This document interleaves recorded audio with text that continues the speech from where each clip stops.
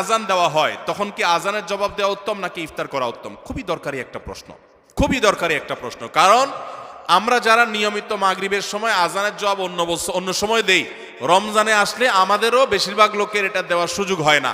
কারণ ইফতার আজানের ওয়াক্ত, সূর্য ডুবছে, আজান হয়েছে, আমরা ইফতার নিয়ে এমনভাবে ব্যস্ত হয়ে পড়ি আজানের জবাব আর দেই না। এখন প্রশ্ন হলো কোনটা আগে করবেন কোনটা পরে করবেন? উত্তর হলো আগে আর পরের দরকার নেই, দুইটাই সমান্তরালভাবে করতে পারেন। বিসমিল্লাহ বলে আপনি আল্লাহু আকবার যদি টাইম মতো আজান হয়ে গেল, আপনি ইফতার করলেন, ইফতার করে আপনি আল্লাহু আকবার আজানের জবাব দেন, খেতে থাকেন আর ফাঁকে ফাঁকে জবাব দিয়ে দেন। জবাব দেওয়ার সময় আপনি খেতে পারবেন না, একদম চুপচাপ বসে জবাব দিতে পারবেন, কোনো কথা নাই তো। খাওয়ার ফাঁকে ফাঁকে একটু ব্রেক দিয়ে দিয়ে আপনি আজানের জবাব দিয়ে দেন, তাহলে দুইটা একসাথে হয়ে যেতে পারে। আমরা অনেকে এটা করি না, এটা করা উচিত আমাদের।